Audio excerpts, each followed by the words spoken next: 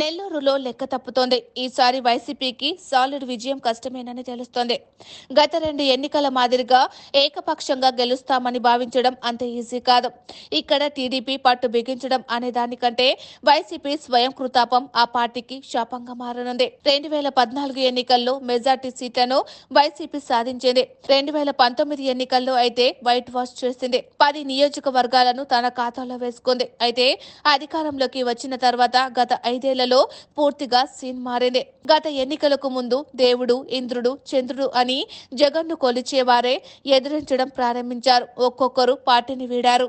గత ఎన్నికలకు ముందు జగన్ కు అత్యంత వీర విధేయత చూపే ఎమ్మెల్యేలలో కోటంరెడ్డి శ్రీధర్ రెడ్డి ఒకరు. నెల్లూరు రూరల్ నియోజకవర్గం నుంచి ప్రాతినిధ్యం వహిస్తున్న ఆయన జగన్ పై ఈగ వాలనిచ్చేవారు కాదు. కానీ అనూహ్యంగా ఆయన పార్టీకి దూరమయ్యారు. ఆయనతో పాటు సీనియర్లు ఆనం రామనారాయణ రెడ్డి, మేకపాటి చంద్రశేఖర్ రెడ్డి పార్టీకి గుడ్ బై చెప్పారు. ఎన్నికల ముంగట వేమిరెడ్డి ప్రభాకర్ రెడ్డి టీడీపీలోకి జంప్ చేశారు. దీంతో నెల్లూరులో ఒక్కసారిగా పరిస్థితి మారిపోయింది. వేమిరెడ్డి ప్రభాకర్ రెడ్డిని వదులుకోవద్దని చాలా మంది నేతలు వైసీపీ హైకమాండ్ ను కోరారు. అయితే జగన్ మాత్రం లైట్ తీసుకున్నారు. వేమిరెడ్డి వెళ్లిపోయినా పట్టించుకోవాల్సిన అవసరం లేదని చెప్పి విజయసాయిరెడ్డిని ఎంపీ అభ్యర్థిగా ప్రకటించారు.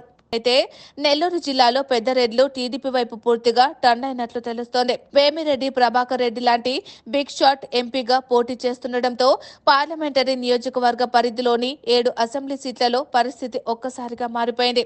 ఒక 3 సీట్లు మాత్రం టీడీపీ ఖాతాలో పడే ఛాన్స్ కనిపిస్తోంది. మరో 3 హోరాహోరీ ఫైట్ ఉన్న టీడీపీ ఎడ్జ్ అని విశ్లేషకులు అభిప్రాయపడుతున్నారు. ప్రస్తుతానికి నెల్లూరులో ఒకే ఒక సీటు వైసీపీకి దక్కే పరిస్థితి ఉంది.